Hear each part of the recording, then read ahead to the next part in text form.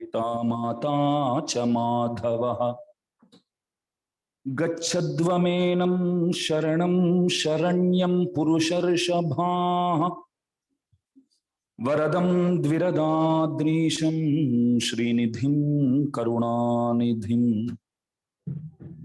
शरण्यं शरणं यामि प्रणतार्तिहरं हरिम् आकारत्रय संपन्नाम् अरविंद निवासिनीमशेष जगतीशित्रीं वंदे वरदवल्लभाम् न चैत्रामानुजेत्येषा चतुरा चतुरक्षरी कामवस्तां प्रपद्यन्ते जन्तवो हन्तमादृशः पुण्याम्बोजविकासाय पापध्वान्त क्षयाय च श्रीमान् आविरभूत् भूमौ रामानुजदिवाकरः तृणीकृतविरिञ्चादि निरङ्कुश विभूतयः रामानुजपदाम्बोजसमाश्रयणशालिनः श्रीमते रम्यजामातृ मुनीन्द्राय महात्मने श्रीरङ्गवासिने भूयात् नित्यश्रीर्नित्यमङ्गलम्।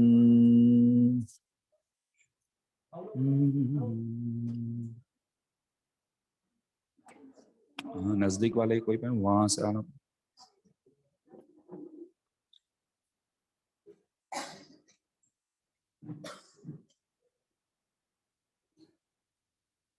बोलो श्री स्वामी जी महाराज की जय।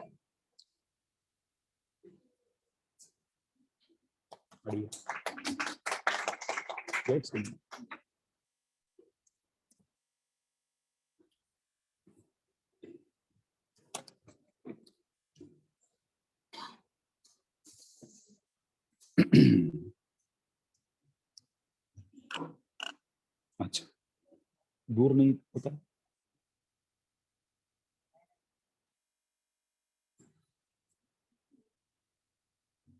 सबको जय श्रीमन नारायण।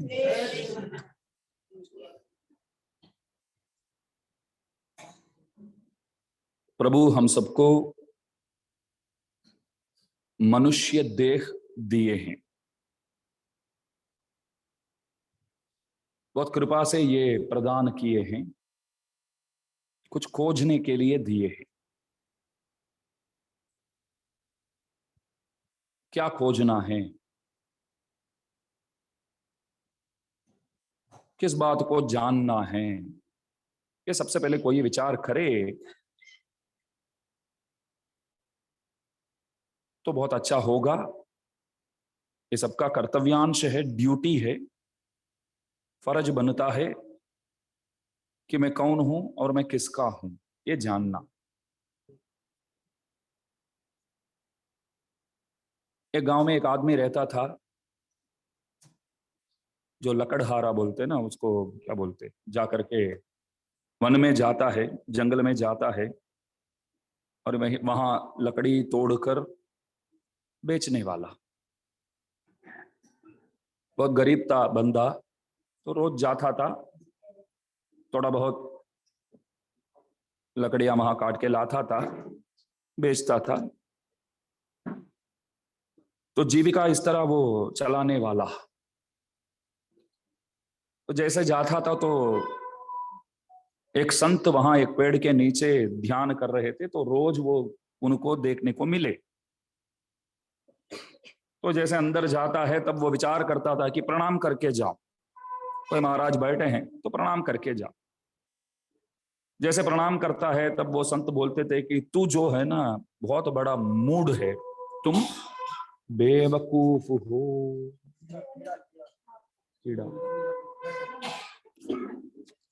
अच्छा, इसमें से आया होगा।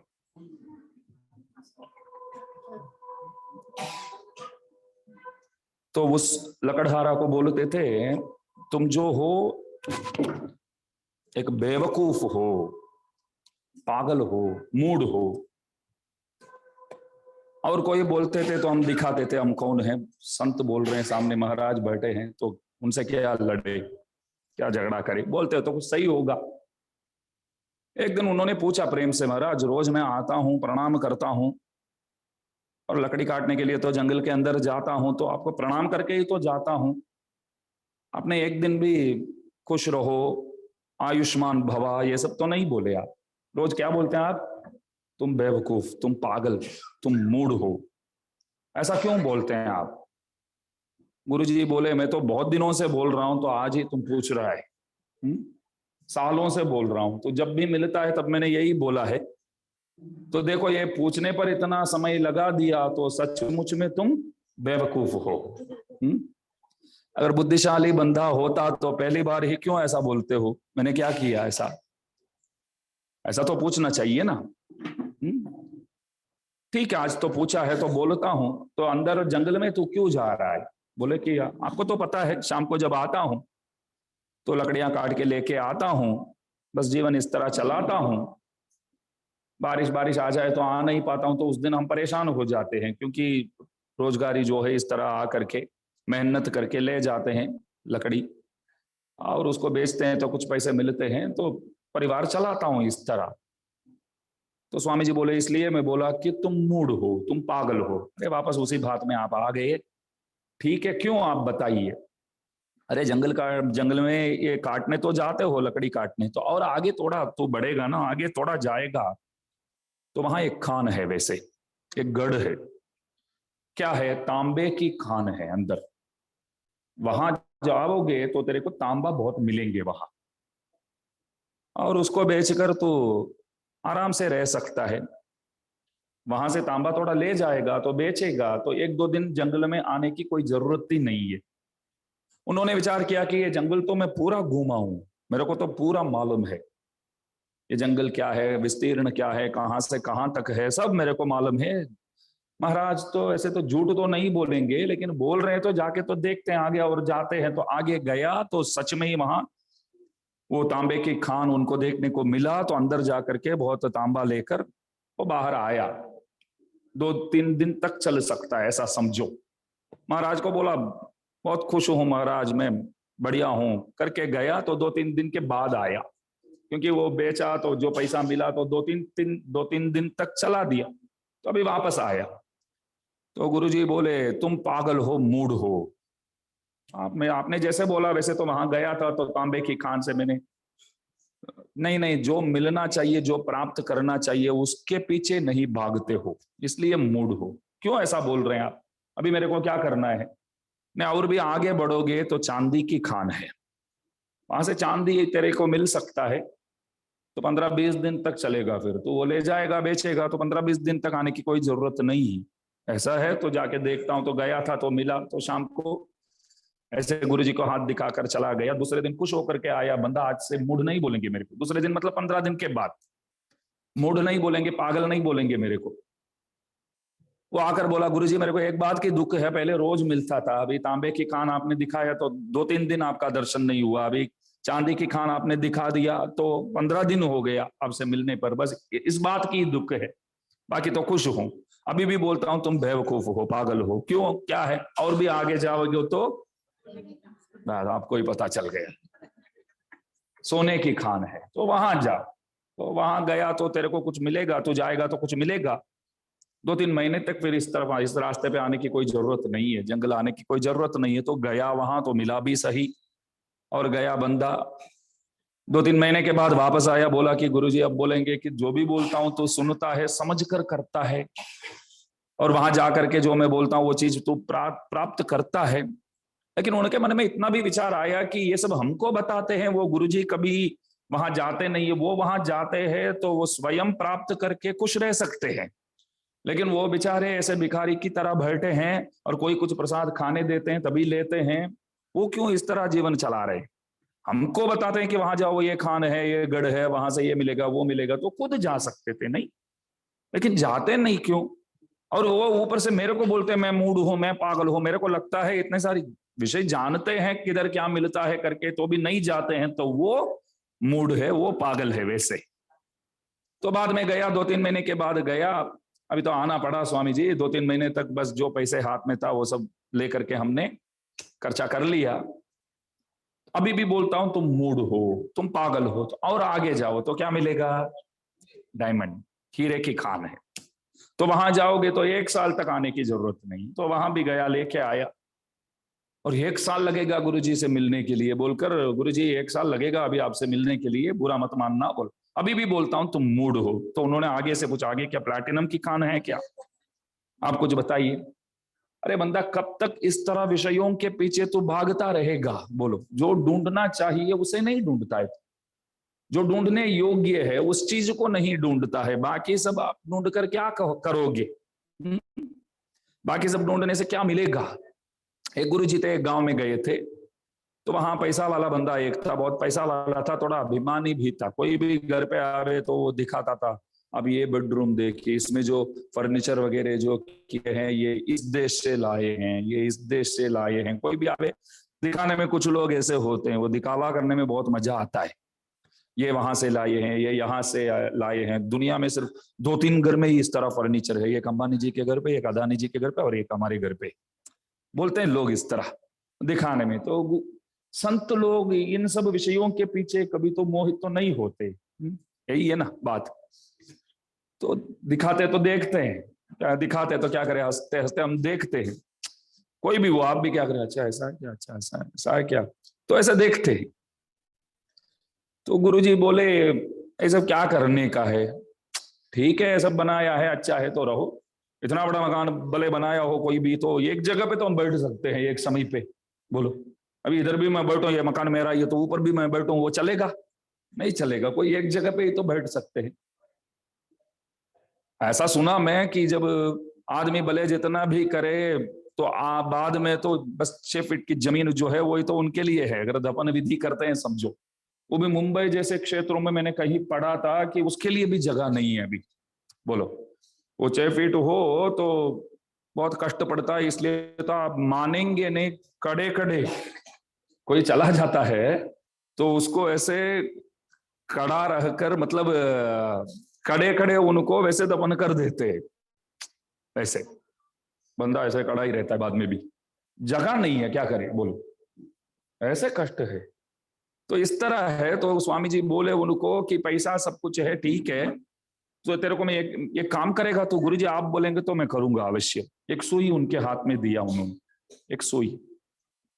बोले कि जब ऊपर मिलेंगे ना तब कृपया ये मेरे को दे देना। मैं ज्यादा कुछ नहीं बोलता हूं, वहां मेरे को इसकी जरूरत है, इस चीज की जरूरत है। जब आप भी जाएंगे मैं भी आऊंगा तो ये सुई बुले बिना आप लेकर आना और वहां मेरे को दे देना। तो वो बोला कि अरे जाते समय कुछ ले नहीं जाते हैं, कुछ भी नहीं आता है साथ में, आपको ये पता है, तो ये सब क्यों दिखा रहे हो मेरे को कि ये वहां से लाया हूं, ये यहां से लाया हूं? ये सब अपना काम का नहीं है। जनक महाराज तो सब जानते हैं ना, जनक महाराज। जनक महाराजा कौन है? सीता के पिताश्री। जब राम जी को वो पाणी ग्रहण, सीता मैया मतलब कन्यादान कर रहे थे शादी के समय, तब मैया के हाथ अपने हाथ पे रख के राम से बोलते हैं, यम सीता मम सुता सह धर्मचरितव। ये जो सीता है मेरी बेटी है, अभिमान से बोलते हैं। कैसे बोलते हैं? मेरी बेटी है। और राम से कहते हैं, राम तू एक काम करो, हाथ इस तरह करो, तू हाथ इस तरह करो और मैया भी हाथ देगी तो पकड़ लेना। आप हाथ इस तरह करो, हाथ ऊंचा करो। तब एक शब्द और भी बोले, राम तू हाथ इस तरह करो, जैसे मांगते वैसे तू करो, क्योंकि हमारी बेटी को इस तरह करना नहीं आता है। हाथ इस तरह ऊंचा करके मांगना हमारी बेटी नहीं जानती है, इसलिए तू करो। तो इसका मतलब क्या हुआ? तू जानता है, तू जानता है हाथ इस तरह ऊंचा करना, इस तरह मांगना क्या है वो तू जानता है, मेरी बेटी नहीं जानती है। तो राम को थोड़ा बुरा लगा। मैं क्या, मैं भी तो राजकुमार हूं। दशरथ राजा के 60,000 साल के बाद, 60,000 साल के बाद मेरा जन्म हुआ, तो बहुत प्यारा हूं उनके लिए। मैं दशरथ के लिए तो मैं बहुत प्यारा हूं, मेरे लिए वो कुछ भी करेंगे। मैं born with golden spoon, silver spoon भी नहीं, मैं ऐसा हूं। राम बोले, आप ऐसा बोलो कि हाथ ऊंचा करो, हाथ पकड़ो, ये बोल दिया होता तो कोई गलत नहीं लगता। हमारी बेटी को इस तरह करना, भीख मांगना नहीं आता है, आपको आता है तो आप करो। प्रभु बोले ऐसा क्यों बोले आप? आपको आपने किधर देखा मैं हाथ इस तरह ऊपर दिखाता हुआ, कुछ मांगता हुआ कहीं सड़क पे निकला हूं क्या कभी? आपको कैसे पता? तब इधर उधर देख करके कान में जनक महाराजा क्या बोले मालूम है? राम ये अवतार तो भूल जाओ, वो वामना अवतार का याद कर लेना आप। वो अवतार आप ही का है ना, आपने ही तो किया वामना अवतार। किसने किया वामना अवतार? भगवान ने तो किया, ये आप ही का अवतार है।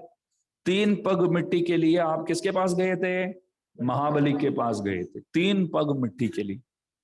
मांगन मरण समान है, मत कोई मांगो भीख। बोलते तो आप गए थे। भगवान बोले वो थोड़ी मेरे लिए गया हूं, इंद्र के लिए गया था, वो मेरा भाई है, मैं उपेंद्र बन के आया था तो उनके लिए गया। किसी के लिए भी हो, आपको तो मांगना तो आता है, बस इतना ही बात है। मांगना आपको आता है, हाथ इस तरह करना आपको आता है कि नहीं? आता तो है। मुझे ये नहीं मालूम था कि मेरे पूर्व जन्मों को भी आप जानते हैं, मेरे अवतार रहस्य को आप जानते हैं। सब जानता हूं राम, बस हाथ ऐसा करो। तुरंत कर दिया प्रभु ऐसा। तब जनक जी क्या बोलते हैं? मम सुता। बहुत अद्भुत बात है, मेरी बेटी बोलते हैं। अरे हर एक पिता अपने बेटे हो बेटी हो तो बोलते हैं कि मेरा बेटा है, मेरी बेटी है, अभिमान के साथ बोलते हैं। कब बोलते हैं? वो कुछ इस तरह कुछ करे काम, तब क्या बोलते हैं? बेटा मेरा है, बेटी मेरी है। खुश होकर के पिताश्री बोलते हैं। बेटे को बोलते हैं कि नहीं, बेटी को तो बोलते ही है, नहीं मेरी बेटी है। बेटे को भी इतना नहीं बोलेंगे, बेटी है तो बोलेंगे कि मेरी बेटी है। ऐसे लक्ष्मी है घर की, नहीं तो बोलते हैं मेरी बेटी। तो यम सीता मम सुता, मेरी बेटी। राम बोले कि सब पिताश्री अपने अपने बेटी पर तो बहुत प्यार तो करते ही है, बहुत लाडली है, बहुत प्यारी है, तो सब पिताश्री बोलते हैं मेरी बेटी, क्या बड़ी बात है? जनक जी बोलते हैं तो वो बड़ी बात है। मैं अभी समझाऊंगा आपको।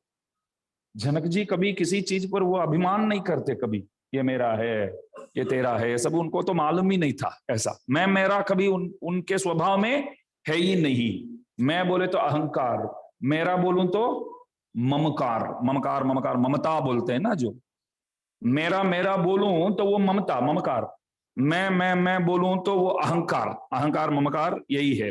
और राग द्वेष सुना है? राग क्या होता है? राग इच्छा, द्वेष सब जानते ही, नफरत करना। तो अहंकार ममकार राग द्वेष, ये 4 है ना, दुर्गुणों में श्रेष्ठ है। दुर्गुणों में श्रेष्ठ ये 4 है। ये 4 कैसे हमारे अंदर आते हैं मैं बताऊं। मैं एक दिन बैठा था तो एक आदमी मेरे पास आया, वो बोला कि मेरा नाम अहंकार है और मैं मकान ढूंढ रहा हूं रहने के लिए, मैं सिंगल हूं। क्या बोला वो? मैं सिंगल हूं, यदि आप आपके हृदय में मेरे लिए जगह देंगे तो बहुत कृपा होगी। अकेले हूं, सिंगल हूं, तो मेरे को कृपया आप जगह देना कि मैं रह सकूं। तो मैं सोचा कि मन में दया आ गया, तो सोचा कि ऐसा आया है, सिंगल है तो कोई चिंता नहीं है, आ जाओ बेटा बैठ जाओ अंदर, अकेले ही है ना। हाँ अकेले ही हूं, आप कोई फिक्र मत करना। तो अंदर बैठ गया। कुछ समय के बाद मेरे को मालूम पड़ा कि अभी एक नहीं है 2 लोग हैं अंदर, आया था एक ही। फिर मैंने उनसे पूछा, अरे भाई आया था तो अकेले था, तो अब कोई साथ में एक स्त्री भी है अंदर, वो कौन है? महाराज शादी हो गया मेरा, बोलना भूल गया आपको, शादी कर दिया। अच्छा शादी हो गया, क्या बात है, नाम क्या है? धर्मपत्नी। नाम क्या है धर्मपत्नी का? ममकार है, ममता है, ममता देवी है। तो अहंकार ने शादी कर दिया, तो अहंकार अंदर आ गया, तो इसका मतलब क्या हुआ? साथ साथ ममकार आ जाती है पीछे। मैं बोलूं तो ममा मेरा मेरा तो पीछे तो है ही है। तो दोनों आ गए। मैं बोला 2 ही है तो बंदा शादी किया तो अच्छी बात है, करना तो पड़ेगा, तो किया है। हम फंस गए तो वो कैसे ऐसे आराम से रह सकता है? तो वो भी फंस जाए तो अच्छा है। तो फंस गया है, शादी किया है तो अच्छी बात है, 2 है तो अच्छी बात है। कुछ समय के बाद मेरे को लगा कि बहुत लोग बैठे हैं अंदर, और भी 1-2 बैठे हैं। तो पूछा 2 बच्चे हुए महाराज, आपकी कृपा से 2 बच्चे हुए। मैं बोला अच्छी बात है, क्या क्या क्या नाम रखा है? राग और द्वेष, दोनों का नाम क्या है? राग और द्वेष। तो सबसे पहले अहंकार आया, तो साथ साथ ममकार, तो दोनों ने शादी किया, तो 2 बच्चे हुए, राग और द्वेष। अभी एक दिन मैं विचार किया, साला एक आया था, अभी तो 4 बैठे अंदर। ये कैसे है? तो कैसे भगाऊं मैं? अभी तो बहुत हो गए, कैसे भगाऊं? तब एक स्वामी जी बोले, तू इतना करो कि अहंकार को मार डालो पहले। अहंकार जो बंदा पहले आया है ना, तो उसको मार डालो। अरे वो जाएगा तो भी बाकी 3 तो रहेंगे ना। नहीं नहीं, मार के तो देखो। तो मैंने अहंकार को मार डाला, तो ममकार जैसे एक पतिव्रता शिरोमणि दुनिया में है ही नहीं। बोलो, ममकार अहंकार के बिना नहीं रह सकती है। पतिदेव के सतीदेव ही है वो, सती देवी बोलते हैं ना ऐसे। तो अहंकार के बिना वो रह नहीं सकती। आप अहंकार को जलाओगे, साथ साथ ममकार जल जाएगी, साथ साथ वो नहीं रहेगी। तो मैंने बोला वो दोनों चले गए, ठीक है। राग द्वेष तो रहेंगे ना, अभी बाकी का काम वो करेंगे, मेरे को बिगाड़ने का काम। तो बोले नहीं, राग द्वेष अभी कुछ नहीं कर पाएंगे। क्यों? दूध पिलाने के लिए मां नहीं होती, तो वो राग द्वेष जो है वो अपने आप मर जाएंगे। बोलो, मतलब ममकार ही ये राग द्वेष को बढ़ाती है। जब ममकार चला जाता है तो राग द्वेष भी अपने आप चले जाएंगे। तो अहंकार जो है बहुत बड़ा दुर्गुण है। मैं करके बोलना ही चाहिए नहीं चाहिए। इसलिए हमारे धर्म में हम क्या बोलते हैं? दास दास दास, अड़ियन अड़ियन अड़ियन बोलते हैं। हर एक बात में बोलते हैं अड़ियन अड़ियन अड़ियन करके। एक आचार्य थे हमारे, 1000 साल पहले की बात है। उनका नाम था वरदाचार्य जी। उनके दादाजी बहुत बड़े विद्वान थे। तो दादाजी बोले पौत्र को, बैठो अध्ययन करो, बैठो अध्ययन करो। लेकिन वो बच्चे थे तो इधर उधर बहुत खेलने के लिए निकल जाते थे, दादाजी की बात सुनते नहीं थे। तो दादाजी बोले ये हमारे पास बैठकर अध्ययन नहीं करेगा, कहीं बाहर गुरुकुल में ही भेजना पड़ेगा। कांचीपुरम में थे सब। तब गुरुजी दादाजी बोले पौत्र को, तो ये काम करो बेटा, श्रीरंगम के पास एक गांव है, तिरुवेल्लरई नामक एक पुण्य क्षेत्र है, पुंडरीकाक्ष भगवान वहां विराजमान है। वहां श्री विष्णु चित्त जी नामक एक आचार्य विराजे हैं, तो उनके पास जाओ और पढ़ो। तो वहां जाओ। तो ये था 8-9 साल के बालक था। तो ये स्वामी जी महाराज निकले, वहां श्रीरंगम के लिए गए। तो वहां जा करके डोर नॉक किया, खटखटाया उनके आचार्य के सन्निधि जा करके। अंदर से आचार्य ने पूछा कौन आया है? इसने क्या जवाब दिया? मैं आया हूं। क्या बोले? मैं आया हूं। ये मैं मरने के बाद आओ, बस इतना ही। ये मैं मरने के बाद आओ, तो वो बालक को समझ में ही नहीं आया। मैं मरने के बाद आओ, इनके मरने के बाद इधर मेरा क्या काम है? मैं पढ़ने के लिए तो आया हूं इनके पास। ऐसा क्यों बोले गुरुजी? अरे मैं आया हूं, वही बोलता हूं, मैं मरने के बाद आओ, वापस जाओ। तो वापस कांची आ गया। दादाजी बोले आने जाने में 20 दिन तो लग, तब चल के जाते थे तो समय तो लगता था। 1-2 महीने में वापस आ गया समझो। तो कैसे आ गया बेटा? इतना जल्दी पूरा अध्ययन हो गया? तो मुझे क्या मालूम है, मैं गया था और उन्होंने अंदर से पूछा कौन? मैंने बोला मैं आया हूं। तो वो बोले मैं मरने के बाद आओ। तो उनके मरने के बाद जाएंगे अभी। वो बोले कि बेटा मतलब ये नहीं है, तूने मैं आया हूं करके बोला ना। तो स्वामी जी को बुरा लगा। ये मैं जो है जब आते ही मैं बोलता है, तो अभी तक मन में अहंकार है, तो वो अहंकार को निकालना है। तो इसलिए क्या बोलना चाहिए? दास आया है, दास आया है करके बोलना चाहिए तेरे को। तो अब क्या करूं मैं? वापस जाओ, वापस जाओ, दरवाजा खटखटाओ, कटवे मतलब वहां खड़े रहो। तो वो अंदर से पूछेंगे कौन है, तब क्या बोलने का? भूल से भी मैं आया हूं नहीं बोलने का है। नहीं बोलूंगा मैं, वापस भेजेंगे फिर वो। कितनी बार इधर उधर करूं मैं? तो वहां गए तो बोले कौन आया है? दास आया है, अंदर आ जा। बोलो, तब बोले अंदर आ जाओ। हम सोचेंगे कि एक 8-10 साल का बालक है, तो इतना कष्ट देंगे उसके लिए? अंदर बुला के नहीं समझा सकते थे? बेटा मैं नहीं बोलने का है, दास बोलने का है, अड़ियन बोलने का है, ये नहीं समझा सकते थे?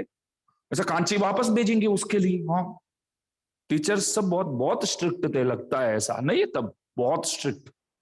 लेकिन गुरुजी बोले अभी इस तरह किया हो ना, जिंदगी में भूल से भी वो कभी मैं नहीं बोलेगा। अभी किसी के पास भी जाएगा तो दास ही बोलेगा। ये मैं बहुत खतरनाक है। ईगो, ईगो का मतलब क्या? बोलिए। अहंकार सब जानते हैं। ईगो शब्द का अब्रिविएशन भी होता है। ईगो का अर्थ होता है एग्जिटिंग गॉड आउट अथवा एडजिंग गॉड आउट। मतलब होता है कि जो हमारे पास रहने वाले प्रभु को दूर निकालने की जो क्रिया है, उस क्रिया का नाम है ईगो। ईगो वाला बंदा बोलते हैं ना, अरे बहुत ईगो वाला है यार, उनसे कौन बात करे। अहंकार है बस, ममकार है बस, यही है उनके पास। अहंकार ममकार ऐसे दुर्गुणों में फंसकर जल रहा है आदमी। तो ईगो का अर्थ क्या हुआ? जो पास रहने वाले प्रभु को दूर भेजने की जो क्रिया है, उस क्रिया का नाम ईगो रखना, बस वही क्रिया है, ईगो क्रिया नाम है। आप ईगो क्रिया रहेंगे तो कभी विष्णु प्रिया नहीं बनेंगे, विष्णु के प्रिया प्रिय वस्तु कभी नहीं बनेंगे आप। भगवान सर्वत्र विराजमान है, सर्वत्र है। विवेकानंद जी एक बार गए थे, चिकागो गए थे, सबको मालूम है चिकागो गए थे, तो बहुत नाम हुआ उनका वहां, बहुत नाम। तो किसी ने बोला कि पीछे एक ब्लैक बोर्ड में किसी ने लिखा गॉड इज नो वेयर, ऐसा लिखा, गॉड इज नो वेयर, कहीं भी नहीं है भगवान, ऐसा लिखा। तो विवेकानंद जी को बोले कि देखो मैंने क्या लिखा है, गॉड इज नो वेयर, कहीं भी नहीं है भगवान। तो जी वोडी गॉड, किसी ने पूछा एक बार कि हम कौन है भगवान के सामने, कौन है भगवान? तो गॉड है, हम क्या है? तो दास को तब ऐसा याद आया कि गॉड को उल्टा करो, बस वही है हम भगवान के सामने। गॉड को ऐसे पीछे से लिखो, क्या मिलता है आपको? जीओडी को पीछे से लिखेंगे तो डीओजी, डीओजी का अर्थ होता है हम, भगवान के सामने हम कुत्ते ही है ना। तो भगवान गॉड है, हम सब उनके डाग है, बस इतना ही है, सेवा करना है। तो गॉड इज नो वेयर लिखा, तो विवेकानंद जी बोले ऐसा नहीं है, सर्वत्र विराजमान है प्रभु, सर्वत्र विराजमान है। प्रहलाद जी जो बोले वो बात विवेकानंद जी बोले, प्रहलाद जी संस्कृत में बोले, विवेकानंद जी इंग्लिश में बोले, इतना ही फर्क है। भगवान सर्वत्र विराजमान है। नहीं नहीं, मैंने क्या लिखा है देखो, god is no where, G O D god, is का वो होता है स्पेलिंग IS, और नो NO, नो उसके बाद स्पेस, फिर where WHERE, god is no where. तो विवेकानंद जी ने क्या किया मालूम है? वो नो वेर में वेर जो शब्द है उसमें W जो सबसे पहले है उसको वहां से उन्होंने हटा दिया और नो के बाद लगा दिया, NO के बाद लगा दिया। तो अभी क्या होगा? God is now here. कुछ किया नहीं है उन्होंने, जो लिखा है उसमें से एक अक्षर को वहां से हटाकर आगे जो शब्द है, सेंटेंस है, उसमें वो जोड़ दिया उस अक्षर को। तो वो आश्चर्यचकित हो गया बंदा, गॉड इज नाउ हियर, प्रभु अभी भी इधर ही है, सर्वत्र विराजमान है। रामानंद स्वामी जी महाराज वही बोलते हैं कि भगवान जो है वो सब जगह है, तो शब्दादि विषयों को छोड़ करके भगवान के पीछे लग जाना चाहिए। तो जनक महाराज जो है वो कभी अभिमान नहीं करते थे कि ये मेरा है, मैं हूं, लेकिन सीता मैया के बारे में बोलते तो क्या बोलते हैं? ये बेटी मेरी है, अभिमान रखते, अभिमान। सुखदेव जब मां के पेट में थे तो पिताजी प्रतीक्षा कर रहे थे कि कब बाहर आएंगे ये, हर एक पिता प्रतीक्षा करते, तो वो भी प्रतीक्षा करते थे। पिताजी कौन है? सुखदेव के व्यासाचार्य जी। तो एक दिन वो मां सो रही थी तो अंदर से लात मारते थे। वो 7-8 महीने के बाद वो महसूस करते ना अंदर से, जैसे बच्चा बालक मारता है। तो माँ ऐसे सो रहे थे तो व्यास जी को देखा तो आश्चर्य हो गया व्यास जी, आहा अभी कुछ ही समय में, कुछ ही दिनों के बाद बाहर निकलने वाला है। तो बोला बेटा सावधान से रहना, बाहर से बोले, क्या बोले? बेटा सावधान से रहना। तो अंदर से आवाज दिया बेटा, बोले कि आप अभी अभी मेरे को ये बेटा बेटा बोलते तो मुझे बहुत डर लगता है। पिताजी बोले कि पिता बेटे को तो बेटे ही बोलेंगे और क्या बोलेंगे? नहीं नहीं, आप मोह माया संसार में मेरे को फंसाना चाहते हो, ये बेटा बाप सब सही बात नहीं है, वैसे कर्माधीन है ये सब, ये सब कर्माधीन है, लेकिन बच्चे इस बात के दुरुपयोग ना करें। पिताजी कुछ बोलते हैं तो शाम को ऐसा बोलेंगे, स्वामी जी क्या बोले सुबह, है क्या बोले? ये सब कर्माधीन है, बस मैं भी अनादि आत्मा हूं, आप भी अनादि आत्मा हो, ये सब आप बोलेंगे तो मेरे को करने की कोई जरूरत नहीं है, ये मान मर्यादा सम्मान इत्यादि देने की कोई जरूरत नहीं है। ऐसा दिमाग का इस्तेमाल इस तरह नहीं करना चाहिए, दुरुपयोग नहीं करना चाहिए। मर्यादा तो देना पड़ेगा, देना ही सही है, देना पड़ेगा नहीं, देना ही उचित है, देना ही सही है। लेकिन शुकाचार्य जैसे आप सही में ज्ञानी होंगे तो बात अलग है, सिर्फ माँ बाप को आदर देने की बात जो है उसमें ही आप ये समझेंगे कि सब आत्मा है, ये सब कर्माधीन है, कर्म की वजह से आप माँ है, मैं बेटा हूं, बेटी हूं, आप पिता है, मैं आपका इस तरह संतान हूं, वो दादा है, दादी है, बहन है, भाई है। बात सही तो है, कर्माधीन है, फिर भी बड़ों को तो सम्मान तो देना ही पड़ेगा ना। तो जनक महाराजा जो है वो बोले मेरी है बेटी, इसमें क्या बड़ी बात है, क्या आश्चर्य की बात है, बड़ी बात है। क्यों? वो अभिमान कभी करते ही नहीं है, कभी भी अभिमान नहीं करते थे वो। याज्ञवल्क्य नामक एक गुरुजी, उनके पास अध्ययन करते थे जनक जी, बहुत सारे और भी विद्यार्थियां थे, लेकिन गुरुजी क्या करते थे, जनक महाराज आ जाए बाद में ही पाठ पढ़ाना शुरू करते थे। तो बच्चों को बुरा लगा, देखो पैसे वाले आते हैं तब तक इंतजार करते हैं गुरुजी, हम सब बैठे हैं यार तो भी वो पढ़ाते नहीं है, वो जनक आने के बाद ही तो शुरू करते हैं, गलत बात तो है ये। सब बोले, गुरुजी को मालूम पड़ गया इस तरह कुछ विवाद शिष्यों के बीच में चल रहा है, तो ठीक है समझाएंगे। एक दिन क्या हुआ, सब किसी नदी के तट पे सब नहाकर संध्या पूजा इत्यादि कर रहे थे, अनुष्ठान कर रहे थे। तो याज्ञवल्क्य जी ने ऐसा एक दृश्य बनाया, एक सीन उन्होंने बनाया। क्या बनाया? सामने पूरा मिथिला नगरी जल रहा है, पूरा जनक जी का क्षेत्र, जनक जी का राजधानी पूरा जल रहा था। तो जितने भी साथ में यहां अनुष्ठान कर रहे थे समझो, सब तुरंत भागे तट से। क्यों? वहां जितने भी पेड़ वगैरह थे उसमें अपने कपड़े, अपने थैली सब रखा हुआ है। सन्यासी लोग, साथ में पढ़ने वाले सन्यासी लोग, उनके जितने भी चीजें हैं तो वो सब वहां लटकाया हुआ है पेड़ों में। तो वो लेने के लिए सब भागे, वहां आग है भैया, यहाँ आने से पहले हमारे वस्तुओं को हमको संभालना है। बात सही तो है, आग वहां है तो यहाँ आने में कितना समय लगेगा। तो सब भागते थे, वहां एक ही व्यक्ति कहीं नहीं भागा, वो कौन? जनक जी। उनका पूरा क्षेत्र जल रहा है, ये लोग अपने तेली, अपने धोती, अपने कौपीन तक बचाने के लिए भागते, मानो वो तक बचाने के लिए भागते, जल्दी लगते, हाँ बचा लिया यार अपनी चीजों को हमने। जनक जी इधर उधर हिले ही नहीं, वो संध्या कर रहे थे। तो सबने पूछा कि ऐसे छोटी छोटी चीजों को बचाने के लिए भी हम भागे, आपका तो पूरा क्षेत्र जल रहा है फिर भी आप इधर ही है, शांत है, वो कैसे? जनक जी क्या बोले? मिथिलायाम प्रदीप्तायाम नमे किंचित प्रदह्यते, जलने वाले मिथिला क्षेत्र में मेरा कुछ भी नहीं जलता है, मैं इधर खुश हूं। मैं माने तो आत्मा इधर है, मैं आत्मा अविनाशी है, उसका कुछ नाश होने वाला नहीं है, वहां मेरा करके कुछ है ही नहीं है। तो पूरा क्षेत्र जल जाने पर भी जनक जी बोले मेरा कुछ वहां जल नहीं रहा है। पहले जमाने में मोबाइल हाथ में आने के पहले कहीं आप बाहर जा रहे थे तो बारिश आ गई तो हाथ में छाता भी नहीं है, छतरी भी नहीं है, अम्ब्रेला नहीं है, तो हमको जाना ही पड़ेगा। तो कैसे जाते थे हम? दोनों हाथ इस तरह रखे भागते थे? नहीं भागते थे ऐसे पहले जब भागते थे। आजकल कैसे भागते हैं सब, आप सोचकर बताइए। बारिश आ गई, छाता नहीं है हाथ में, तो कोई भागता है, बंदा भागना ही पड़ेगा, जाना पड़ेगा, तो कैसे भागता है? कोई पुरुष जाता है तो समझो ऐसे रख के जाता है। क्यों? सेलफोन है, ऐसा नहीं रखता है कोई, ऐसा रखता है क्योंकि उसको कुछ ना हो जाए। तो एक मोबाइल फोन है तो उसको बचाने में भी इतना हम प्रवृत्त होते हैं, तो पूरा क्षेत्र जलता है तो भी हिले नहीं है, बोलते कि वहां मेरा करके कुछ है ही नहीं। तो ऐसे व्यक्ति, ध्यान दीजिए अभी, ऐसे व्यक्ति सीता जी को देख करके क्या बोलता है?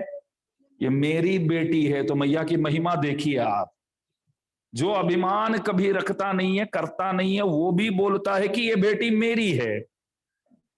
तो अभिमान नहीं करने वाला भी अम्मा जी को देखेगा तो अभिमान करेगा है कि ये मेरी है, ये मेरी माँ है, ये मेरी बेटी है। इस तरह भगवान भी इस तरह अभिमान रखते हैं, मैया को दिखा के बोलते हैं कि मेरी धर्म पत्नी है। That is a women behind every man success, every man success बोलते हैं ना। तो कोई कथाकार, उनको वैसे पुरस्कार बहुत मिला कथा लिखने के बाद बहुत पुरस्कार मिला। तो वो भाषण देने के लिए खड़े हुए और बोले कि सच में मैं इस बात को मैं मानता हूं, there is a women behind every man success, इस बात को मानता हूं मैं। तो धर्मपत्नी खुश होकर बैठी थी सामने, हमारे बारे में कुछ बोलने वाले हैं, बढ़िया नावल लिखे हैं, तो उसके लिए तो पुरस्कार मिल रहा है। लेकिन हमने तो कुछ किया ही नहीं है उनके लिए, हमको याद ही नहीं आता, हमने तो चाय तक बना के नहीं दिया, फिर भी वो बोल रहे हैं तो हमारे बारे में ठीक है, सभा है, स्टेज है, कुछ बोलना पड़ेगा तो कुछ बोलेंगे, तो सुनेंगे क्या है, क्या बोलते हैं, सुनेंगे। तब वो बोले कि सबसे पहले मैंने धर्मपत्नी को उनके पियर बेचकर ही ये कथा लिखना शुरू किया, तभी ये पुरस्कार मेरे को मिल रहा है, पास में होती तो शायद ये संभव नहीं है। तो ये सक्सेस के पीछे वो है पक्का। मैं सच में एक बात हुआ वो बताऊंगा आपको, सच में हुआ है sir. Peace, what is peace करके एक कॉन्फ्रेंस, पीस का शांति, शांति का क्या मतलब, शांति क्या चीज है, बोलो शांति क्या चीज है, आपको वो समझाना पड़ेगा। ऐसे बहुत बड़े बड़े लोग आए हुए थे उसमें, व्हाट इज पीस समझाओ करके, जज लोग भी थे, डॉक्टर लोग भी थे, बड़े बड़े वकील लोग भी थे, सब अपने अपने जो भी है विचार वो प्रस्तुत कर रहे थे। ये शांति है, वो मंदिर जाना शांति है, कोई बोले सिनेमा जाना, सिनेमा थिएटर जाके मूवी देखना वो शांति है, बोले कोई दोस्तों के साथ बैठना शांति है, सब बोल रहे थे शांति क्या है। क्या एक बंदा गया वहां, वो बोला कि मैं I will define what is शांति, पीस क्या है, लेट मी टेल यू, ऐसा करके उन्होंने शुरू किया। उन्होंने कुछ नहीं बोला, मेरी धर्मपत्नी सो रही है, बस इतना ही बोला। तो सबके सब उठ करके, बड़े बड़े जज लोग भी उठ करके बोले कि ये सबसे बड़ी बात है, बढ़िया बात है, धर्मपत्नी सो रही, मतलब वो जो समय है वो हमारे लिए शांत है, शांति है, वो आराम कर रही है, बस ऐसे। ये मैं बोलता हूं तो दास की धर्मपत्नी बोलते हैं, इस तरह हम भी बहुत बोल सकते हैं, ऐसा बोलते जब भी ये बोलता हूं तो वो बोलती है कि हम भी बहुत बोल सकते हैं, ऐसा तो हा? ऐसा कोई किसी ने आपको जबरदस्ती शादी के लिए नहीं बोला है, ऐसे बोलते। अरे मजाक करते, इसमें क्या है, जो है आप लोगों की जो तारीफ करने योग्य बात है वो भी तो बोलते हैं। कल नहीं बोला, स्त्रियां हैं तभी तो दुनिया घूमती है, नहीं तो नहीं, दुनिया चलती है इसलिए, तो वो भी तो एक बात है। दुनिया भी डरती है तो हम नहीं डरेंगे आपसे, बोलो, भूमि भी डरते हो तो जनक जी बोले मेरी बेटी, अभिमान। भगवान भी बोलते मेरी धर्मपत्नी, हम बोलते क्या, अस्मन् मातरम। रामानंद स्वामी जी बोले भवन नारायणाभिमतानुरूप स्वरूप रूप गुण विभव ऐश्वर्य शीलाध्यनवतिकातिशय असंख्येय कल्याण गुणगणाम पद्मवनालयाम भगवतीं श्रियम देवीं, रोज बोलते हैं सब आप लोग, अच्छी बात, बढ़िया है। मैं सोचा कि मैं बोलूंगा तो आपको लगे आश्चर्य होकर सुनेंगे, तो आप साथ साथ बोलते तो मैं आश्चर्य हो गया हूं अभी।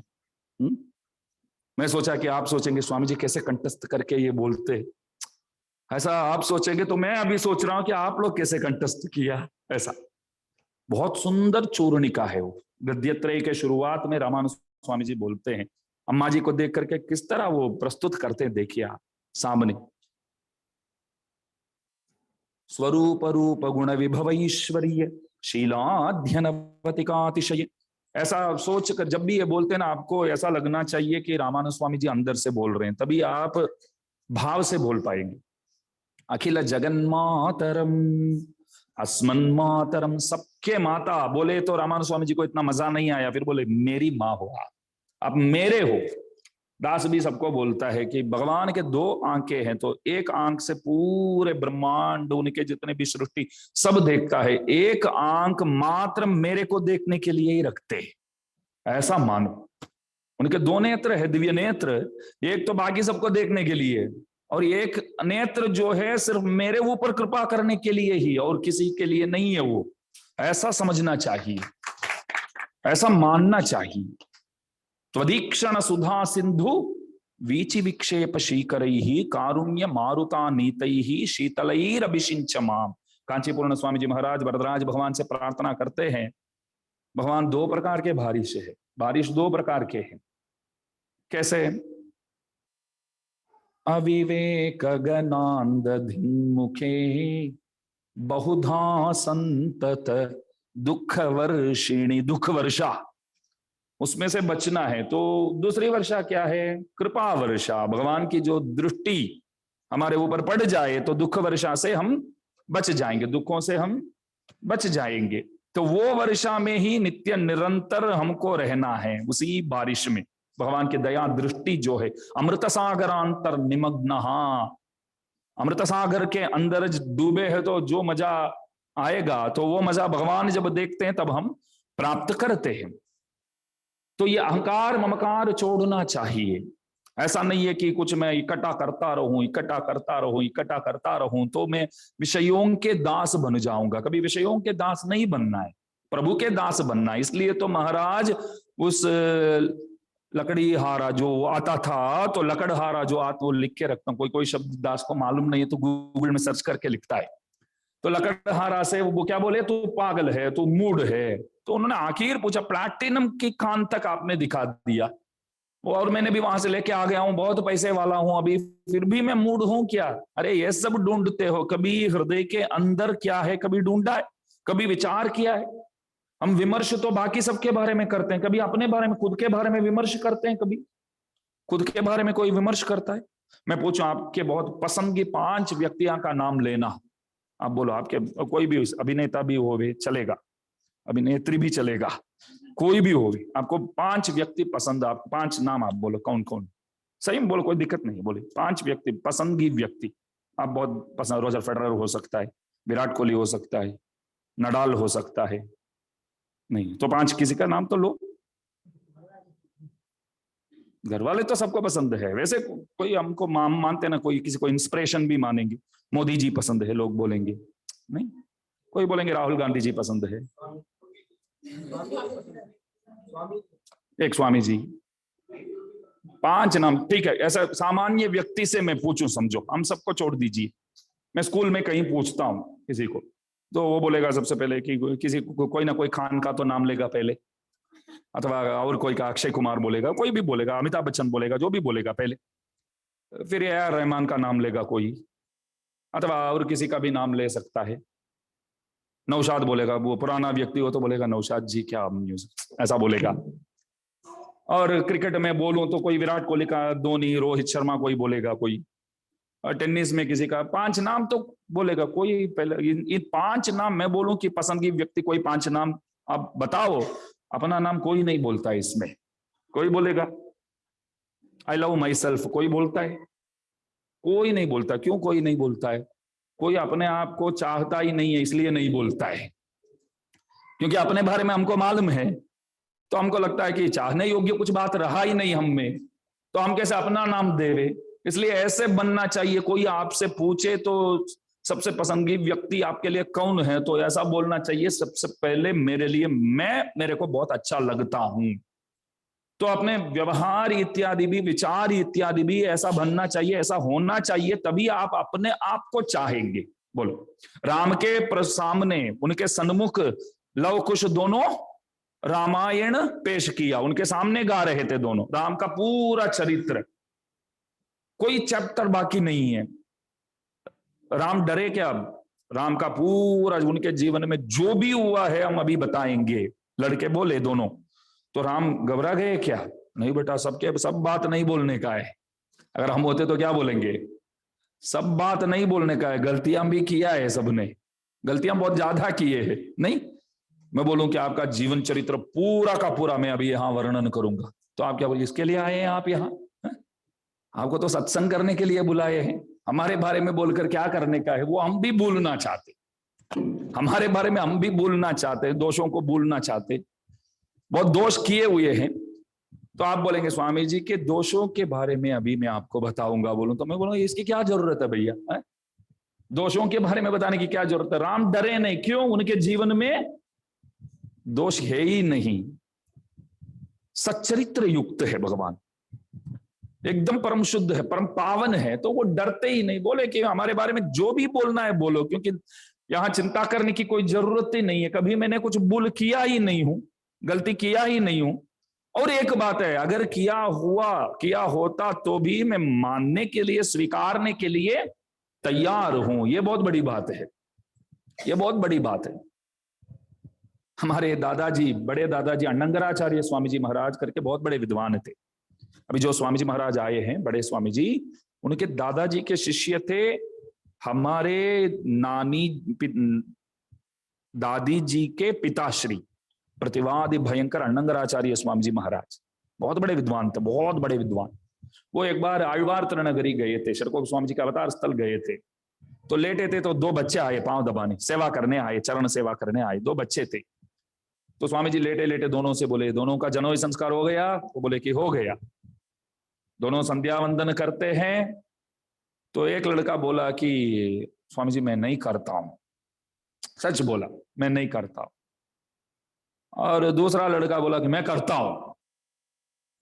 और जो पहला लड़का स्वामी जी को बोला कि स्वामी जी एक बात बताना चाहूंगा, मेरे को एक पाप ही लगेगा, उसको दो पाप लगेगा। क्यों बताइए आप? वो झूठ बोला। मैं करता नहीं हूं, तो मैंने बोल दिया कि मैं करता नहीं हूं, तो करता नहीं हूं तो वो पाप तो लगेगा। लेकिन करता नहीं हूं करके सच बता दिया। वो करता भी नहीं है और करता हूं करके झूठ बोलता है, तो दो पाप लगेगा उसको, है? उसको दो पाप लगेगा। उन्होंने बोला कि क्यों स्वामी जी को ये बता रहे हो? मुझे डर लगता था, वो पूछते तो डर लगता है। तो देखिए, हमारे बारे में कोई कुछ पूछते हैं अथवा और किसी को समझाते हैं तो हमको डर लगता है। राम जी डरे नहीं, सच्चरित्र युक्त, इसलिए नहीं डरते। तो ऐसे होना चाहिए। पसंदगी व्यक्ति 3 या 5 का नाम लो तो अपना नाम सबसे पहले बोलने योग्य सुयोग्य बनना चाहिए। मैं मेरे को अच्छा लगता हूं, ऐसा। तो अहंकार ममकार इत्यादि दुर्गुणों को दूर करेंगे तभी आप अपने आप को चाहेंगे। हम दूसरों के बारे में तो नित्य निरंतर बात करते ही रहते हैं, वो ऐसा है, उन्होंने ऐसा किया है, देखो किस तरह बात कर रहे हैं वो, इधर आना ही नहीं था, आ करके बोलेंगे इधर आना ही नहीं था, ऐसे हमको देखा ही नहीं है, पूछा ही नहीं है, कैसे हो करके पूछ के चले गए। चाय चाहिए करके पूछा तो हमने ना बोला, तो ना बोला तो क्या नहीं लाएंगे वो? ऐसे ऐसे बात करते लोग। पूछा तो मैंने बोला ना बोल दिया, तो आप क्या करेंगे? नहीं चाहिए तो ठीक है, चाहिए तो बोलना करके बोल के गए। फिर मैंने क्या बोला सबको? ना तो मैं बोलूंगा, वो लाके देना चाहिए उनको, है? ऐसा ही चला गया, मैं ना बोलूं तो छोड़ देंगे। ऐसे वैसे झगड़ा के लिए तैयार रहते, सबके सब प्यार के लिए यहाँ कोई तैयार नहीं है। झगड़ने के लिए ज्यादातर लोग तैयार है, विचार करते रहते हैं आज किसके साथ झगड़ा करूं और कैसे प्रॉब्लम बनाऊं। कुछ गलत बात है ना ये सब, इसलिए अहंकार ममकार को दूर करना चाहिए। तो जो खोजने योग्य चीज है उस चीज को खोजना चाहिए। तब उस लकड़हारा को बोले संत, अंदर जाके ढूंढने से अच्छा तेरे अंदर ही ढूंढो। ये सब चीज तो ठीक है, बहुत कमाएंगे, खूब कमाएंगे, लेकिन साथ में कुछ आने वाला नहीं है। साथ देने वाले एकमात्र प्रभु ही और कोई नहीं। द्रौपदी के 5 पतियां थे, एक नहीं थे, 2 नहीं थे। पति का काम क्या है? पत्नी मुसीबत में हो तो संभालना जो है पति का काम है। आश्वासन देना, शांति से बातचीत करना, समझाना। ऐसा बोलना चाहिए कि तू चिंता मत कर मैं पीछे हूं, ऐसा बोलना पति का काम है। 5 पतियां थे, जब अपमान हुआ तो कोई काम में आए? सब ऐसे बैठ गए, सबके सब। तो द्रौपदी बोली तो ये सबके तो ये एक पति है, तो भी भाग के आता है, तो 5 आता है, तो 5 है तो कोई आए नहीं। कौन आए तब? एकमात्र भगवान। नहीं, ऑनलाइन ट्रेडिंग सबसे पहले किया हो तो कन्हैया। बोलो, ये आज के जितने भी अमेजॉन फ्लिपकार्ट वगैरह है, लेकिन पैसा देना पड़ता है, पे ऑन डिलीवरी, अथवा पहले ही पैसा भर दो तभी सामान आता है। भगवान कुछ लिए ही नहीं, वहां से ही साड़ी बेच दिया। हस्तिनापुर किधर है और द्वारका किधर है? शंख चक्र गदा पाणे द्वारका निलयाच्युता। द्रौपदी प्राइम मेंबर थी। बोलो, प्राइम मेंबर करके आता तो जल्दी आ जाता है वस्तु। वो भगवान के खास भक्ता, तो तुरंत वहीं साड़ी बेच दिया। तो रक्षा तो उन्होंने ही किया। भगवान के सिवाय कोई रक्षक नहीं है, ये नित्य निरंतर उठते ही आपको स्मरण करना चाहिए। उनके सिवाय कोई रक्षक नहीं है। पिताजी रक्षक नहीं है, पिताजी अच्छे हैं तो ठीक बात है, हिरण्यकशिपु जैसे निकले तो प्रहलाद के लिए पिताजी क्या रक्षक थे क्या? भगवान के सिवाय कोई रक्षक नहीं है। ये राग द्वेष इत्यादि हमको भगवान से बहुत दूर ले जाएंगे, इसलिए इन दुर्गुणों को छोड़ना है। शब्दादि विषयों के पीछे दास बनने से अच्छा प्रभु के और उनके भक्तों के दास बनकर रहना वो ही सही है, वो ही करना है। तो रामानुज स्वामी जी महाराज ये बताते हैं कि शब्दादि विषयों से दूर रहो। सत्संग में बैठना सुनना कष्ट तो है, मैं मानता हूं, बोर हो जाएंगे बीच बीच में आप, बीच बीच में नहीं, कभी कभी ऐसा भी हो सकता है कि पूरा प्रवचन बस ड्राई सब्जेक्ट बोलते हैं ना, सब्जेक्ट भी स्कूल में कॉलेज में पढ़ते हैं तो कोई कोई सब्जेक्ट बहुत ड्राई लगता है, जितने भी पढ़ते हैं समझ में नहीं आता है। जैसे वो पढ़ाना शुरू करते हैं तभी नींद आ जाती है। सब होता है स्कूल में भी। क्यों 45 मिनट्स 40 मिनट्स का एक एक पीरियड रखा है, तब तक ही आप कुछ ग्रहण कर पाएंगे, ग्रास्प कर पाएंगे। थक जाएंगे बाद में, दिमाग थक जाता है बाद में। इसलिए तो प्रवचन में क्या बोलते हैं, जो भी बोलना है पहले 45 मिनट में बोल दो। जो भी बोलना है आपको तो पहले बोलेंगे, थोड़ा फ्रेश आके बैठते, तो बाद में तो लोग घड़ी देखते ही रहेंगे कि कब होगा करके। 1.5 घंटा हो गया अभी नहीं हुआ। हा? तो ऐसा हो जाता है बाद में। कष्ट तो है, लेकिन आप अभ्यास करते रहेंगे सत्संग में, तभी आपको लगेगा कि ऐसे स्थिति पहुंचेंगे कि सत्संग के बिना चलेगा ही नहीं, आपका नहीं चलेगा। ये आप जो शराब पीते हैं ना, उनसे सीख सकते हैं एक बार। शराब पीना नहीं सीखने का है, एक आदत है। पहले कभी पिया ही नहीं है तो जाके 1-2 बार पी लेता है तो कैसे हो जाता है बाद में। देखिए वो नशा तो उनको तो बाद में तो चाहिए ही। इसे सबसे भी भीख मांगेगा, चाहिए चाहे कुछ, पैसा लाओ ना, पैसा लाओ ना, पैसा। ऐसा हो जाता है। ड्रग्स के पीछे जो एडिक्ट हो जाते, तो एडिक्ट होने वाले कैसे व्यवहार करते हैं देखो। इस तरह बन जाओ। इस तरह मतलब सत्संग करो ना, कुछ तो बताओ ना, सुनना है भगवान के बारे में। ऐसा कोई नहीं बोलते लोग। बोलो ड्रग्स के लिए तो ऐसा बोलते हैं कि लाओ पैसा, लाओ पैसा। कोई बोलते है सुनाओ, सुनाना ही पड़ेगा मेरे को, कथा सुनना ही है, आप कुछ सुनाओ सुनाओ करके। ऐसा नहीं होते, जल्दी नहीं होते। ऐसे है लोग, ऐसी बात नहीं है करके, बहुत कम ऐसे होते हैं। थोड़ा संख्या बढ़ाना है। सत्संग चाहिए। सबके घर के सदस्यों एक साथ मिलकर हफ्ते में एक दिन, रविवार के दिन कम से कम 1 घंटे तक सब साथ मिलकर किसी पुस्तक को लेकर के पढ़ो, चर्चा करो। उसमें कोई शंका समाधान के लिए आप कुछ चाहते तो हमारे जैसे लोग कोई तो मिलेंगे आपको, भागवत लोग मिलेंगे, उनसे पूछो इसमें क्या लिखा है क्या है। तो 10 दिन तक, कल गोविंद जी जैसे बोले, तो 8-10 दिन सुने हैं, तो घर जा करके वापस हमको वो करना पड़ेगा कि रिवाइज करके क्या बोले वो, इसमें क्या अपने जीवन में उतारने की क्या बात बोले, ये सब सोचना चाहिए। आज के विषय में क्या सीखा हमने। पहले जमाने में परीक्षा करते थे, प्रवचन सुनने के बाद पूछते थे। प्रवचन सुनने के बाद 15-20 मिनट तक आज के प्रवचन से विषय पूछा जाएगा आपको। आजकल नहीं करते हैं, क्योंकि शाम को भी आप सबको आना है।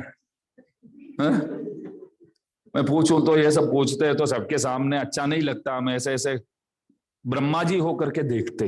जवाब नहीं मालूम है तो वो बंदा ब्रह्मा जी है। क्यों बोलिए आप? जिनको जवाब नहीं मालूम है, उत्तर नहीं मालूम है, वो ब्रह्मा जी बन जाता है। कैसे? हाँ, चारों तरफ देखता है ना वो। जवाब मालूम नहीं तो इधर उधर देखता है। तो ब्रह्मा जी जैसे चारों तरफ देखते हैं, वैसे जिनको जवाब नहीं आता है वो भी चारों तरफ देखता है, चारों ओर देखता है, तो वो भी ब्रह्मा जी है, समझो। हाँ, ब्रह्मा जी बनते तो अच्छी बात है ना। वो ब्रह्मा अलग है, ये ब्रह्मा अलग है। सिर्फ चारों ओर देखने में ही ब्रह्मा है। तो इसलिए पहले पूछते थे, कोई जंभाई लेते थे प्रवचन में सुनने वाले, तो बोलते थे कि अभी समाप्त कर देता हूं, ऐसा उठकर चले जाते थे आचार्य लोग। सुनने वाले में कोई जंभाई लेते थे, मुंह खोलकर करते लेते, वही ना ज्ञान करते थे, तो क्या बोलते थे, अभी प्रवचन खत्म है, आप सब जा सकते हैं। ऐसे तो कुछ लोग ऐसे करते हैं, मुंह खोलते नहीं है, तभी पता तो चल जाता है। चंबाई लेते एक। और ऐसे बैठने के लिए पहले बोलते थे, कैसे सीधा, मैं नहीं बोलता हूँ, आराम से बैठिए। पहले ऐसे बोलते थे, सीधा बैठो, ऐसा। और पहले तो सब नीचे बैठते थे, अभी तो चाहते तो भी नीचे बैठ नहीं पाते आप लोग। क्या इच्छा तो है नीचे बैठने की, लेकिन नीचे बैठेंगे तो और हैरान हो जाएंगे, परेशान हो जाएंगे। सबसे पहले कथा के लिए आओ करके बोलते तो क्या कथा है, क्या बोलेंगे, ये कोई नहीं पूछता। वहां कुर्सी है कि नहीं वो बताओ पहले। अवश्य कुर्सी चाहिए, और पंखा वगैरह सब है, हाँ सब एसी तक है आपको, तभी मजा आता है ना, तभी जा पाते हैं। इच्छा तो सबको है मन में, ऐसी बात नहीं। और लिफ्ट है तभी तो जा पाते बहुत सारे। आजकल तो 30 से लेकर के ही प्रॉब्लम आ जाता है, तो 70-80 की तो बात ही नहीं है। घुटन में दर्द, उसमें दर्द, इसमें दर्द, सब क्या करे, समय ऐसा है। तो इसलिए सत्संग में जाते हैं तो जाते रहो, सुनते रहो। आजकल ऑडियोस भी बहुत सारे आते हैं, अच्छे अच्छे वक्ता लोग, बहुत भागवत इत्यादि, रामायण इत्यादि बहुत सुंदर रीति से समझाते हैं। हमारे आचार्यों के भी है, वाणी सब मिलता है, तो सुनो, बार बार सुनोगे तभी कुछ समझ पाओगे। ऐसा नहीं है कि एक बार सुनेंगे तो सब हमारे में आ जाए, वो तो इतना तो ताकत नहीं है हमारे में, नहीं। कोई रेसिपी ट्राई करते हैं तो भी एक दो बार जब बनाते हैं तभी बढ़िया बना पाते हैं, बाद में आप सबको सिखा सकते हैं। बाद में रेसिपी सब समझाने वाले, ये करो, ये डालो, वो करो, ये डालो, तो हमारे माता जी बोले कि इसमें सगड़ी चालू करने के लिए नहीं बताते हैं, वो तेरे को याद रखना पड़ेगा। है? ऐसा बोलते हैं मेरे को, उसमें वो नहीं बोलते हैं सबसे पहले स्टार्ट द स्टव, वो तो बोलते नहीं है, वो हमको ही करना पड़ेगा। तो इसलिए क्या है कि करते रहोगे, कोई भी चीज बनाते रहोगे तभी तो संभव है ना। तो इसलिए 10 बज गए। अच्छा है। तो कोई भी चीज शब्दादि विषयों को, राग द्वेष इत्यादि दुर्गुणों को हमको दूर रखे। हम अपने प्रयत्न से तो दूर नहीं रख सकते, प्रभु से, आचार्यों से प्रार्थना करके, उन लोगों की कृपा से दुर्गुणों को हम अवश्य हटा सकते। क्या कर सकते हैं? अवश्य हटा सकते हैं, दुर्गुणों को अवश्य हटा सकते हैं। तो बाद में प्रभु के पीछे भक्ति कर सकते हैं, तभी वो भक्ति माना जाता है। हंस पक्षी देखा है सबने, हंस पक्षी निर्मल पानी में ही रहता है, मानसरोवर में हंस पक्षी। कभी कीचड़ में हंस पक्षी को किसी ने देखा है? वहां जमेगा नहीं उसको। हंस पक्षी कीचड़ में नहीं रह सकती है, रह सकती है, रह सकता है, जो भी है। मानसरोवर में हंस पक्षियां होते हैं, कीचड़ में नहीं। तो भगवान एक इस तरह परमहंस है प्रभु। मैल भरा हुआ कीचड़ जैसे हृदय में प्रभु रह सकते हैं, वो हंस नहीं। निर्मल हो तब प्रभु रह सकते हैं। निर्मल कैसे बना सकते हैं? तो आचार्यों की कृपा से ही वो संभव है, सत्संग से ही वो संभव है, और कोई रास्ता नहीं है। तो हमारे अंदर प्रभु नहीं है, आप पूछ सकते हैं। है, रहना पड़ता है करके रहते हैं, दोनों में फर्क है ना। प्रेम से रहना और रहना पड़ता है।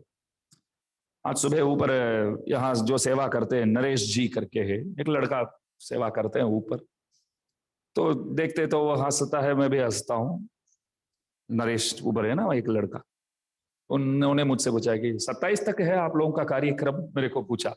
मैं बोला क्यों भैया, परेशान हो गया क्या, तू थक गया क्या? नहीं नहीं स्वामी जी, गांव में जाना है मेरे को, वहां बाहर से आया हूँ, कम्मम के पास कहीं से आया हूँ, तो वहां जाना है। मैं बोला कि मुझे लगा कि बहुत हैरान कर रहे हैं हम, परेशान कर रहे हैं, तो ये वैकुंठोत्सव कब खत्म होगा करके तू प्रतीक्षा करता होगा। ऐसा नहीं नहीं नहीं, ऐसी बात नहीं है स्वामी जी, गांव में जाना है, इसके लिए पूछ रहे हैं आपसे, ऐसा बोले वो। फिर वो बोले 26 तक है वैसे, बाद में तो नहीं, मेरे को 27 में ही जाना है। तो प्रेम से पूछते हैं वो। तो ये भी तो एक सत्संग ही है ना, सेवा करते हैं तो इसमें जुड़ा हुआ है, तो सेवा करते हैं, तो सब लोग प्रयत्न करते हैं तभी तो होता है। कोई एक परिवार प्रयत्न करने से आप सबको इतना लाभ मिल रहा है, तो ये कितनी बड़ी बात है, आप बताइए। कोई एक परिवार का उत्सव है तो सबको वो प्रेम से बुलाते हैं कि आप आइए, आप आइए। अपने को सिर्फ इतना ही कष्ट है, आना है, इतना ही है। तो पाठ भी सुनने को मिलता है, सत्संग भी सुनने को मिलता है, आचार्यों का दर्शन, थोड़ा बहुत तीर्थ इत्यादि, प्रसाद इत्यादि, तो भू वैकुंठ ही बन गया समझो। जब इस तरह उत्सव मनाते हैं तो वो क्या हो जाता है? वैकुंठ ही समझो। इसलिए अपने को शुद्ध होकर के भक्ति करना है। शुद्ध प्रभु की और आचार्यों की दया से ही शुद्धता को पाना वो संभव है। तो भगवान से वही प्रार्थना, आचार्यों से वही प्रार्थना कि हम सबको भगवान पुनीत बनाए, मतलब पावन करे, बनाए, पवित्र वस्तु बनाए, और खुश होकर के वो अंदर वो रहे। तो रहना तो पड़ता है प्रभु को सबके अंदर, लेकिन ऐसे सोफा में बैठना और कांटों के ऊपर बैठना, दोनों में फर्क है। स्वामी जी आप बैठिए करके कांटों के ऊपर बिठाएंगे, बैठना ही पड़ेगा, टिकट आपका हमारे पास है तो बैठना ही पड़ेगा फिर। तो इस तरह दुर्जनों के अंदर भी भगवान होते हैं, लेकिन कैसे बैठे हैं अंदर? कांटों के ऊपर बैठे। अच्छे लोगों के अंदर भी प्रभु बैठे, कमल पुष्प के ऊपर बैठे प्रभु। तो हमको ही अभी निर्णय करना, फैसला करना है कि प्रभु को कमल पुष्प के ऊपर बिठाना है या कांटों के ऊपर। बस इतना कहकर दास समाप्त करता है। तो शाम को अवश्य मिलेंगे। जय श्रीमन नारायण। ये कल एक वाक्य रामानुज स्वामी जी बोले ना, शब्दादि विषयों को दूर करके मन प्रभु के पीछे लगाना, बस इस तरह लगाना। जय श्रीमन नारायण। भजन भजन गाएंगे। आप गाएंगे?